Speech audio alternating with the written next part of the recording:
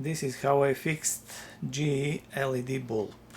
First you have to remove this cover here with a screwdriver like this. From the cone, aluminum cone is connected with a glue or a silicone, I don't know what exactly. So first remove this cap, then is this this actually is behind the LED board right here, and then it comes the cone here.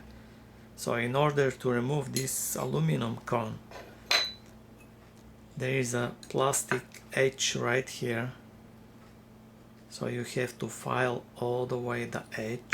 So this is the plastic actually. File the edge, then remove this cone outside.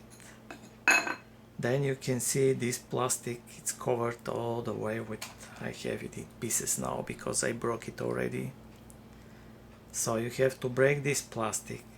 Then you can see this gray silicone which covers the electronic board and everything. So I removed the silicone also, and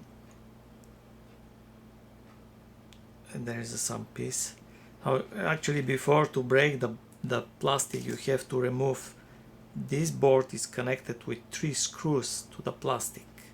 So remove the screws, then break the plastic, then take off the silicone, then you can see the electronic board. So I saw a lot of bad solder in electronic board, but they were still good, but just in any case just resoldered them.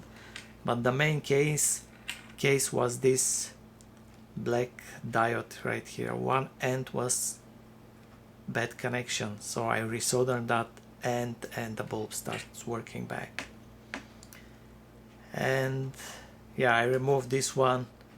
It was behind the board, but it's kind of heavy. So in order to remove this part, you have to resolder right here to remove the LED board, then remove this part and put together again and resolder those wires here. So now the bulb is working fine. So this is what is the bulb? Okay, right here, 1600 lumens.